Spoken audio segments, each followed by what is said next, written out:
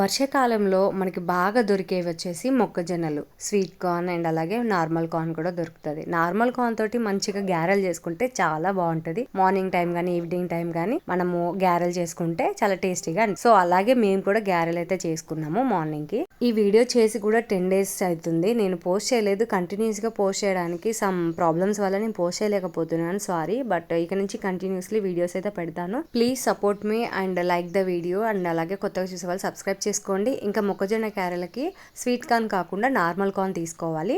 అందులోకి పచ్చిమిర్చి, ఆనియన్, ఎల్లిపాయలు, కొత్తిమీర, పుదీనా, కరివేపాకు ఇవన్నీ కూడా కొద్ది కొద్దిగా మన క్వాంటిటీని బట్టి కట్ చేసి పక్కన పెట్టుకోవాలి. పచ్చిమిర్చి కట్ చేయాల్సిన అవసరం లేదు. అయితే మొక్కజొన్న గ్యారెలు మనం స్వీట్ గ్యారెలు కూడా చేసుకోవచ్చు. ఇంట్లో చిన్నపిల్లలు ఉంటే వాళ్ళు కారంతో తినరు కాబట్టి ముందుగా కొద్దిగంత మొక్కజొన్నలు సపరేట్ మిక్సీ పట్టుకున్న తర్వాతనే మనకు గ్యారెలకి కారం గ్యారెలకి కావాల్సినట్టు రుబ్బుకోవచ్చు. ముందుగా అయితే కొన్ని జొన్నలు అయితే మిక్సీ పట్టుకొని అందులో బెల్లం కూడా వేసి మిక్సీ పట్టుకోవాలి. ఒకవేళ లేదు అంటే తురిమిన బెల్లం వేసి కలుపుకొని పక్కన పెట్టుకోవాలి. బెల్లం వేస్తే కన్సిస్టెన్సీ కొంచెం లూజ్ అవుతుంది. అప్పుడు కొంచెం బియ్య పిండి కలుపుకుంటే బాగుంటుంది. కొంచెం గట్టిగా వస్తాయి, అంటే వేయడానికి గ్యారెలు వేయడానికి కూడా కంఫర్టబుల్ గా ఉంటుంది. అండ్ తర్వాత మనం అదే మిక్సీ జార్ లో జొన్నలు, పచ్చిమిర్చి, అల్లము, వెల్లిపాయలు ఇవి వేసి మిక్సీ పట్టుకోవాలి. తగినంత సాల్ట్ కూడా వేసుకోవాలి. తర్వాత మనం కట్ చేసి పెట్టుకున్న కొత్తిమీర, పుదీనా అండ్ అలాగే కరివేపాకు కూడా వేసి మంచిగా కలుపుకోవాలి. లూజ్ అయితే ఇందులో కూడా కొంచెం మనం బియ్య పిండి కలుపుకోవచ్చు. ఇలా ఒక్కొక్కటిగా తీసి మనం గ్యారెల్ అంటే రౌండ్ గా హోల్ పెట్టి చేసుకోక్కర్లేదు, కొద్దిగా వెడల్పుగా అని అది నూనెలో వేసుకుంటే గ్యారెలు అయితే రెడీ అయిపోతాయి. ఇవి నేను చెప్పింది ఏంటంటే సింపుల్ గా చేసుకునేలాగా చెప్పాను. బ్యాచిలర్స్ కూడా ఈజీగా చేసుకోవచ్చు. హోల్ పెట్టి వేస్తేనే అది గ్యారెలు వడలు లెక్క వస్తేనే అవి గ్యారెలు అని అనుకోవడం తప్పు. ఎందుకంటే గ్యారెలు ఎలా వేసుకున్నా గ్యారెలే. సో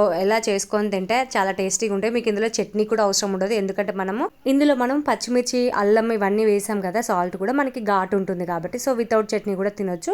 మీకు చట్నీ కావాలంటే చట్నీ కూడా పెట్టుకొని తినొచ్చు. ఇంకిప్పుడు బెల్లం గ్యారెలు కూడా వేసేసుకుంటే మనకు పిల్లలకు కూడా గ్యారెలు రెడీ అయిపోతాయి. చాలా ఇష్టంగా తింటారు.